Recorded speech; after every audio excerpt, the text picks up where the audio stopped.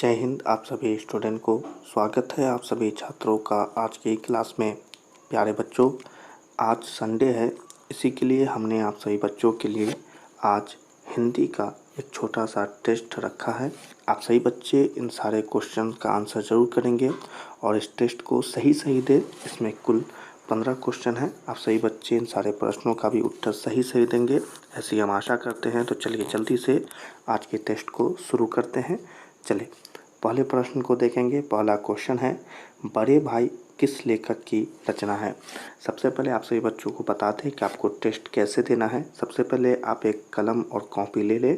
वहाँ पर आपको क्वेश्चन नंबर 1 लिखकर आगे एरो देकर आपका जो भी आंसर रहेगा A, B या C या D, ये अपने उस क्वेश्चन के आगे लिख लेंगे। दूसरा नंबर क्वेश्चन होगा, उसे भी एरो दे करके ABCD आपका जो भी आंसर होगा वो आंसर अपने कॉपी में तैयार करें और इस क्लास के लास्ट में हम आपको सभी का आंसर आपको दे देंगे। आप उनसे उन सारे क्वेश्चन को ज़रूर मिला लीजिएगा, ठीक है। चलिए पहले क्वेश्चन को देखेंगे। क्वेश्चन है, बड़े भाई किस लेखक की रचना है। क्वेश्चन है, बड़े भाई किस लेखक की रचना है। तो चलिए इसके ऑप्शन देख लें और इसमें से आपका जो भी सही उत्तर है वो अपने कॉपी में उसका आंसर लिख लें, ठीक है। ABCD जो भी आपका सही उत्तर है आप लिख लें, ठीक है। चलिए दूसरे क्वेश्चन को देखते हैं। दूसरा प्रश्न है, निम्नलिखित में से कौन हिंदी आलोचना के महत्वपूर्ण हस्ताक्षर थे।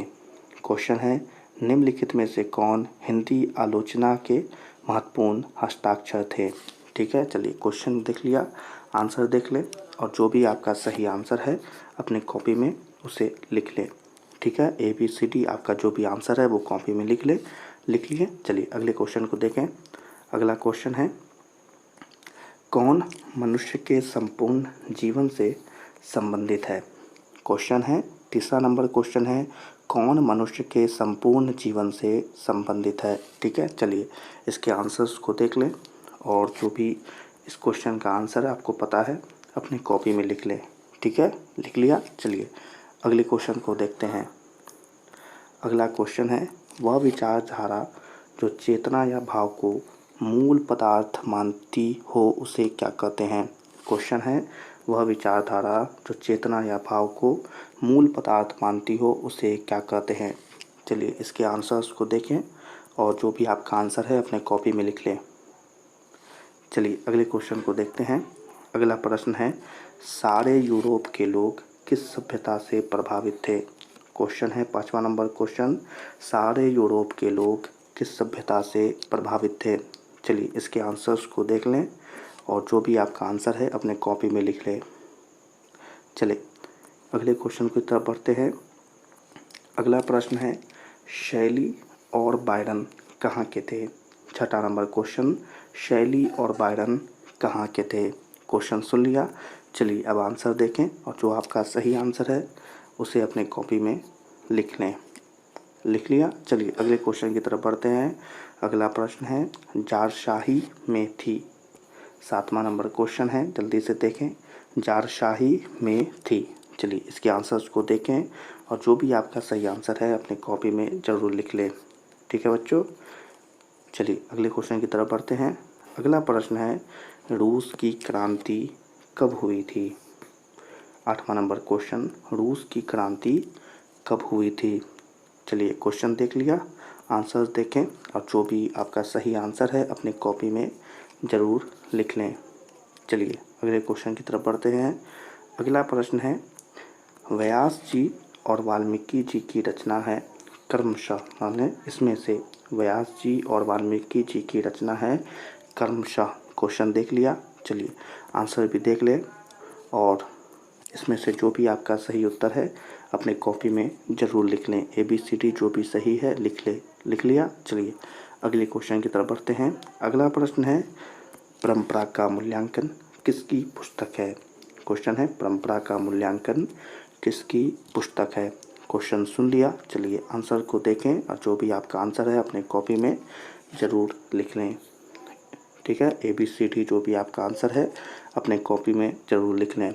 लिख लिया। चलिए अगले क्वेश्चन को देखते हैं। अगला क्वेश्चन है, प्रगतिशील आलोचना का विकास। प्रगतिशील आलोचना का विकास। चलिए इसके आंसर को देखते हैं। जो भी आपका आंसर है उसे अपने कॉपी में ज़रूर भी लिख लें, ठीक है। ABCD जो भी आपका आंसर है अपनी कॉपी में ज़रूर लिख लें। लिख लिया? चलिए अगले क्वेश्चन की तरफ बढ़ते हैं। अगला प्रश्न है, लेखक रामविलास शर्मा कब से कब तक भारतीय प्रगतिशील लेखक संघ के महामंत्री रहे? क्वेश्चन सुन लिया। चलिए आंसर भी आपको दिखा देते हैं। आपका जो भी आंसर है अपने कॉपी में ज़रूर लिख लें, ठीक है। ABCD जो भी आपका आंसर है अपने कॉपी में ज़रूर लिख लें। लिख लिया? चलिए अगले क्वेश्चन की तरफ बढ़ते हैं। अगला क्वेश्चन है, साहित्य सापेक्ष रूप में क्या होता है? क्वेश्चन है, साहित्य सापेक्ष रूप में क्या होता है? 13वां नंबर क्वेश्चन और इसके आंसर हैं यहाँ। आपका जो भी सही आंसर है अपने कॉपी में ज़रूर लिख लेंगे सभी बच्चे, ठीक है। लिख लिया? चलिए अगले क्वेश्चन की तरफ बढ़ते हैं। अगला प्रश्न है, एथेंस किस महादेश में है? क्वेश्चन है, एथेंस किस महादेश में है? क्वेश्चन सुन लिया। चलिए आंसर देखें और जो भी आपका सही आंसर है अपने कॉपी में ज़रूर लिख लें, ठीक है बच्चों। ABCD जो भी आपका सही आंसर है अपने कॉपी में ज़रूर लिख लें। चलें अगले क्वेश्चन की तरफ चलते हैं और 15वां और अंतिम प्रश्न है, बायरन किस भाषा के कवि हैं? ठीक है, क्वेश्चन है, बायरन किस भाषा के कवि हैं? क्वेश्चन सुन लिया। चलिए आंसर को देखें और आपका जो भी सही आंसर है अपने कॉपी में ज़रूर लिख लें, ठीक है। ABCD आप में का जो भी सही आंसर है अपने कॉपी में लिख लें। और इसी के साथ यहीं पर एक टेस्ट समाप्त होता है और ये रहे इस टेस्ट के आंसर। देख लें, पहले नंबर क्वेश्चन का आंसर हो जाएगा C, दूसरे नंबर क्वेश्चन का आंसर हो जाएगा D, तीसरे नंबर क्वेश्चन का आंसर क्या है? B है, चौथे नंबर क्वेश्चन का आंसर है D, पाँचवा नंबर C, छठा B, सातवां B, आठवां B, नौवां A, 10वां A, 11वां B, 12वां B, 13वां D और 14 का है A और 15 का क्या हो जाएगा? C। तो आप सभी बच्चे अपने कॉपी में से इन सारे आंसर को मिला लें, ठीक है। और कमेंट में ज़रूर बताएं कि आपको 15 में से कितना आया। और जिस बच्चे का 15 में से 15 आया है बहुत ही महत्वपूर्ण है और आपकी तैयारी भी बहुत ही अच्छी है।